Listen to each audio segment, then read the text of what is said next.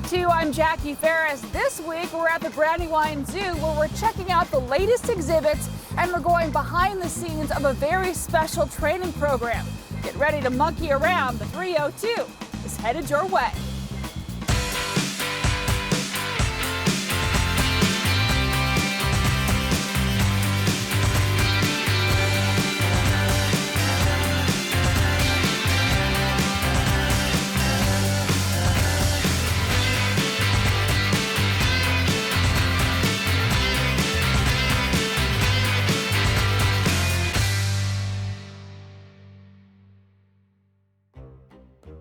Hey 302, we are at the Brandywine Zoo and we are at the Wildlife Amphitheater. We're going to learn a little bit about some of the exhibits here, specifically Juniper, the fabulous porcupine. We're joined by Hannah. She's going to tell us a little bit more about Juniper. Now she's really a cute animal, but tell me more about her. So this is Juniper. She's a North American porcupine. She's just about 4 years old now. And she works with us here at the zoo as an animal ambassador. So she's helping us teach. We're bringing her off grounds to schools, library, community centers. She's a fantastic animal ambassador because, as you can see, she's really comfortable around people. She's got some food. I've got a lot of apple with me today, so she'll be chowing down. But she's happy to be around people and introduce herself.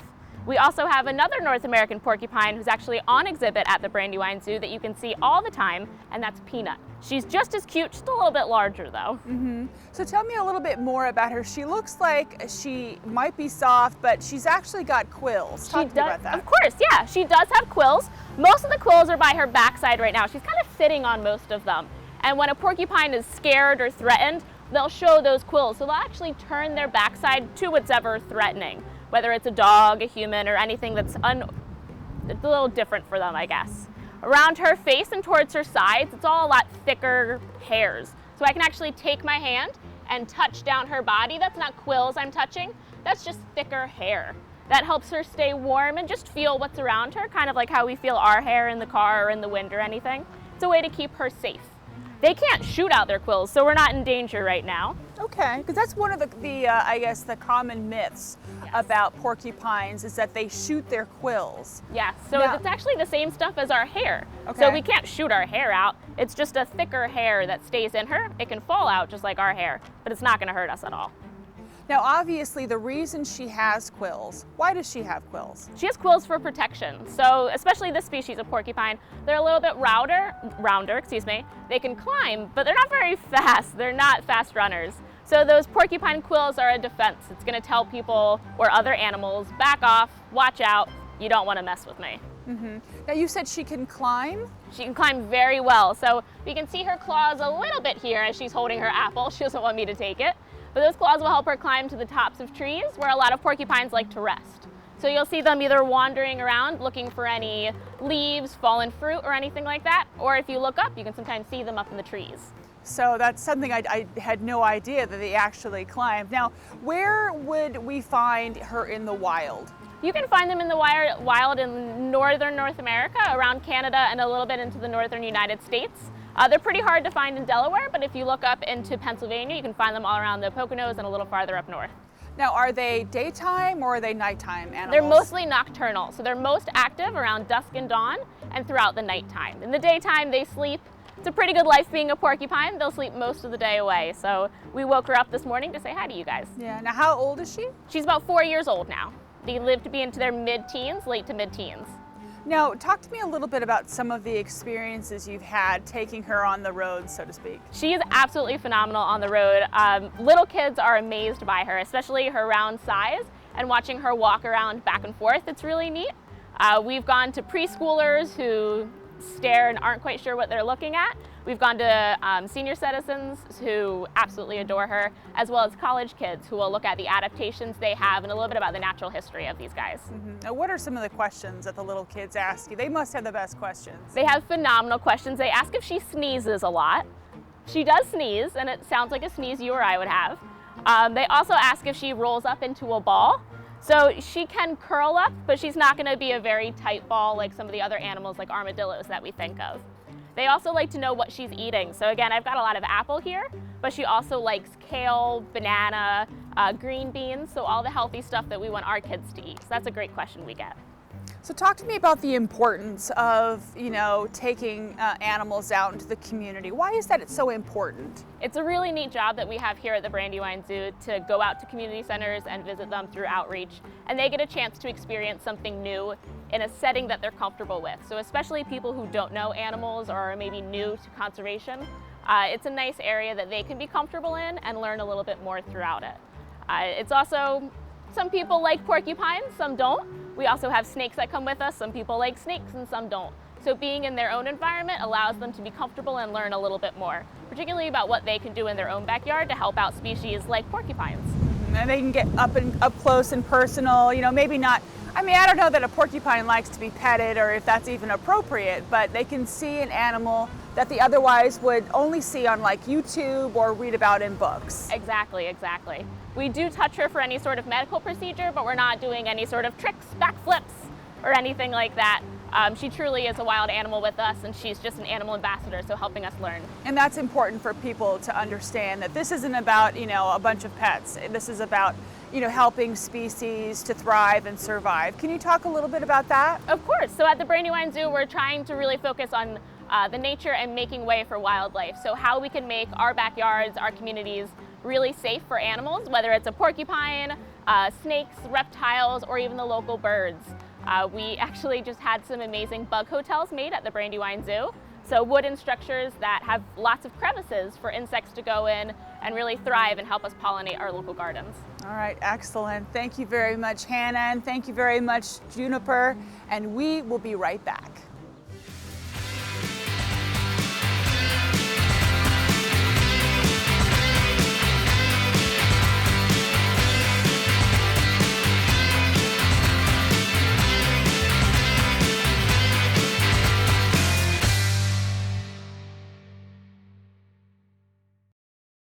Hi, I'm Angela from The Queen, and you're watching the 302. Hey 302, we are at the Brandywine Zoo where there's so much happening now and so much coming in the future.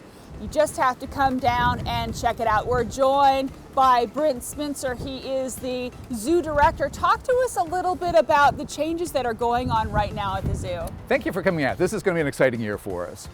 We've done a number of things. We've made some renovations to some of our exhibits. Right now we're standing at what used to be our otter exhibit. And the otter exhibit was old and it wasn't doing what we wanted to do. So we took the exhibit out, we've moved our goats up here. So right now we've got the 3 pygmy goats that we've had for a while. We've got 2 Nubian goats that are here, and they're going to be joined by 3 other breeds of goats. So this summer you'll be able to see multiple breeds of goats, and we'll have meat goats, dairy goats, and fiber goats. So it's a good educational opportunity in addition to being something that's very diverse looking. It's really cool. I know we've got Charlie and Nike, and I don't know the name of the third one, so that's a reason to come down to learn his name. But there's so much more going on. The otters are staying, they're just moving, right? The otters have moved out. Our last otter went to a facility in Montana. Okay. So we're looking at building a completely new otter exhibit. So when we get that, we'll bring otters back because they were a very popular species for us, and we do want to have otters back again. Sure. This season also, we're adding ravens in with our eagles, make that a more interesting exhibit. We're moving our capybara into a new space and adding some new birds with her, whistling ducks and scarlet ibis and toucans. We're bringing in alligators as a seasonal exhibit. We're bringing in wallabies as a seasonal exhibit. And then our first big construction project will be to take out a couple of our older exhibits and replace them with a new Madagascar exhibit. And this will house 3 species of lemurs and radiated tortoises and possibly some ducks. So this gives us a new and exciting exhibit, and we can talk about some of the conservation issues that are facing Madagascar, which is one of the world's biodiversity hotspots. It's critically endangered, and it gives us an opportunity to bring that message to the people of Delaware. Now I wanted to back you up a bit. You talked about alligators as a seasonal exhibit. What's that all about? The zoo community is very cooperative, and so we're bringing in a group of alligators on loan from a facility in Florida. We'll have them here for the summer. It's something that we haven't exhibited here at the zoo in a long time now. So it'll give people an opportunity to come in and see something new, see something different, get excited about what we're doing at the zoo. And then at the end of the season, because we're not set up to house alligators like this during the winter, they'll go back down to Florida where they live. Now I know that you also have some bald eagles, is that right? Correct. Most of the bald eagles that you see in captivity are non-releasable animals. So our birds One was fell out of a nest and had head trauma, and the other has some lead poisoning issues. So they do well in captivity, but they wouldn't be able to survive and feed themselves in the wild. So they live here at the zoo and they're an ambassador for their species in the wild. So people get to see an animal. You can see them nesting here in Delaware, so you get to see them at a distance, but here you get to see them up close and realize what a truly magnificent animal these guys really are. Now, long term, you were saying that the zoo is going to be set up by different continents. Can you talk to me about that? The idea is a good zoo exhibit tells a story, and so we're trying to tell stories looking at where the animals live in the wild. So we're looking at developing a South American area that will keep our Andean condors. We're going to add jaguars, we're going to move our capybaras down there, add giant anteaters, add flamingos, so that you can put all these animals together and they come from the same part of the world, so people understand anything that happens in that area could impact all of these animals. So it makes it a more continuous, better story as the visitor comes through. It's not just going to be a hodgepodge of animals. So you have basically everything is kind of in flux. How do you keep exhibits open and interesting and thriving while kind of figuring out we're going to do this, that, and the other? It's like one of those little puzzles where you move all the pieces around independently, and that's sort of how we've approached it. So we looked at what we had, decided that of our exhibits, the otter was the exhibit that worked least well for us. So that was the first one to come out. So by reimagining this space, we come up with something that's new and exciting for the visitors. And then the llama exhibit and the old capybara exhibit in our old goat yard were just aging, and they were really starting to show their age. So by taking them out and replacing them with the Madagascar exhibit, we again create something new and exciting. So we're working on it that way. It's a challenge for us because we've got such a limited footprint. We don't have any empty space that we can really build in. So we have to take it a step at a time. And so that works well for us in terms of being able to sequence things, but it's also a little bit of a challenge. And it's also been a challenge for the staff. You know, we haven't gone through something like this together before. So the staff has really risen to the occasion, and every time we do something, you find out you want to do something else, and it's been a progression. And it's not just the staff. You have a tremendous amount of volunteers, I read. We have a lot of volunteers, and we get some corporate volunteers. We've just restarted our docent program this year. Docent is Greek for unpaid guide, so we have people that come in and help teach about the animals, and education and conservation are two of the big pillars that we stand on for our mission. And so being able to engage the community in the things that we're trying to do is important to us, and we rely heavily on our volunteers. So we have volunteers that teach, we have volunteers that help with some of our physical on grounds projects. They help cut ivy off of trees, they help with our garden maintenance, they help with our events. So there's a lot of things that volunteers can do here. A little bit of everything. No matter what you can do, there's something for you to do here. This is just a gem for the community. You know, it's local, you can drive to it, you can spend the day. Talk to me a little bit about, you know, this treasure that we have in our community. And I think it's really the diamond in the rough. People don't really know that we exist here, but we're in Wilmington State Parks, or in the Delaware, we are a Delaware State Park in Wilmington. This park was originally designed by Frederick Law Olmsted, who was the grandfather of American landscape architecture. We're surrounded by a lot of DuPont estates, so it's a good place to come in, and you can do a whole family day here at the zoo, in the park, in the surrounding area. There's a lot of activities going on in this area. All right, Brent, thank you very much for joining us. My pleasure. And we'll be right back.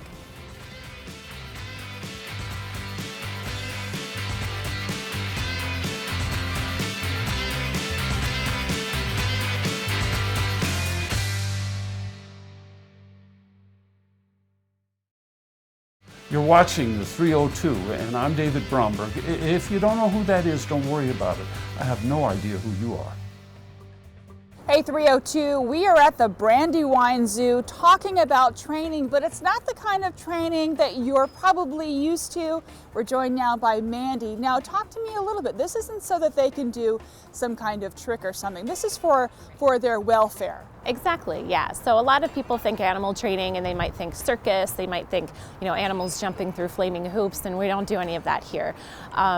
What we spend most of our time doing is building a relationship with our animals so that we can help them help us take better care of them. So most of the behaviors that we train are simple things. We call them tactile behaviors. So asking for an animal's foot, asking for them to hold while we touch their ear, touch their face, something like that. Those things are really important because it allows our veterinarians to get a good look at them. It allows our keepers to get a good look at them. And in the event that they ever have an injury or anything like that that needs attention, we can do it on a voluntary basis with the animals instead of having to anesthetize them to treat an injury or do a medical exam. And that keeps them healthier when you don't have to use any kind of drugs. It sure does, because it's stressful. It's stressful on us, it's certainly stressful on our animals, and there's always risk involved with any kind of medication. So if we're able to have an animal hold still while we just treat a wound or something like that, then that's really, really much better for them. Can you talk to me a little bit about what it is we're seeing? Sure. So this is Kelsey, one of our amazing animal keepers here at the Brandywine Zoo. She is working with Candace, who is our capybara. Capybaras are the largest rodent on the planet. Capybaras are found in South America. So here at the zoo, it's really important that we keep a really close eye on the health of Candace. We want to make sure that her feet, which are very wide, they're webbed actually, they're great swimmers. We want to make sure that those feet are taken care of. So Kelsey's asking her to lift up her foot so we can get a good look at that. Every once in a while, she might get a scrape or something on a rock, and we're able to get a good look at that and treat that wound if we need to. Candace also is trained to voluntarily allow our veterinarian to give her a full physical exam, which is wonderful. So our animals here at the zoo, they get an exam every year, similar to what we do. So our vet can come in, she can listen to her heartbeat with a stethoscope, she can shine a light in her eyes and her ears. Candace will even hold still while we give her her vaccinations every year, which is really wonderful. So anytime we're able to do that with the animal voluntarily allowing us to, then it's a really important thing. And she gets treats for it too. So she gets peanuts and corn are her treats today. So how often do you have to do this training? That's a great question. The keepers try to incorporate it into their everyday care of the animals. So they're in here feeding and cleaning. They'll take a few minutes to work with the animals. So they do try to do it on a daily basis. But if we get in here once a week to run through some behaviors, then that's great. Mm-hmm. So, I mentioned off the top that people are used to training their dog to do whatever. Now, while these aren't tricks, do they stimulate the animals a little bit? They sure do. And a lot of our animals, just about every animal here at the zoo is in some form of animal training program. So our llamas, for example, are trained to accept a halter so that if we ever needed to, move them or trailer them somewhere, we're able to do that voluntarily. Even with some of our animals, like our condors, they will sometimes be working with a couple of different keepers, and we'll teach them to go from one keeper to another. And that's mentally stimulating as well, so it helps break up their day. It encourages them to think a little bit and figure out how to communicate with us and what we're saying and asking them to do. So it's very important for mental health as well, not just their physical health.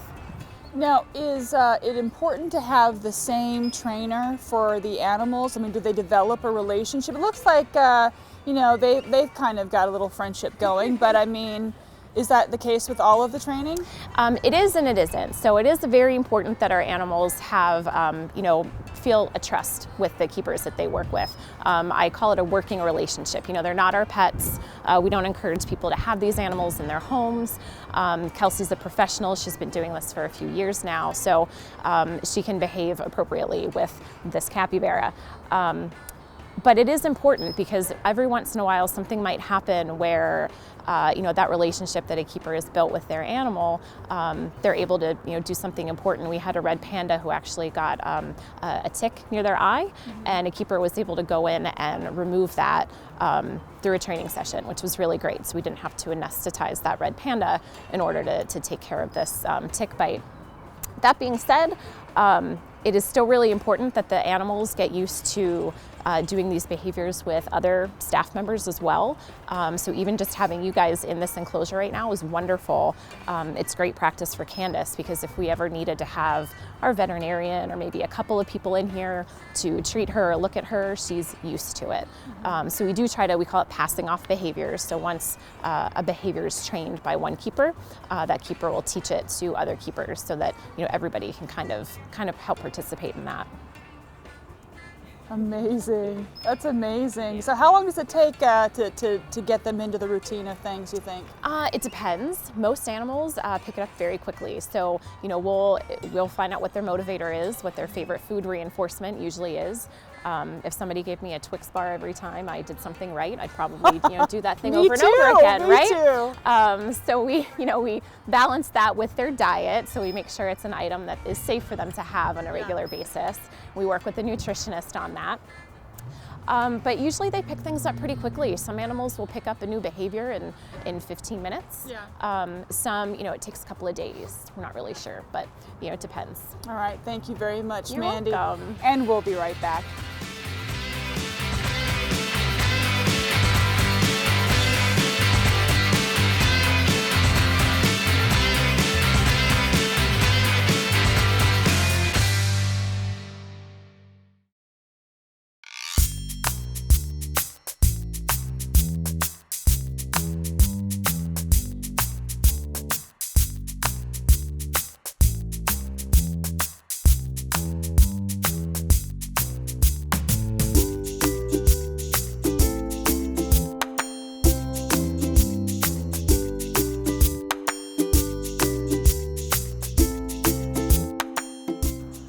Well, that'll do it for this edition of the 302. Be sure to come on down to the zoo and check out what's new.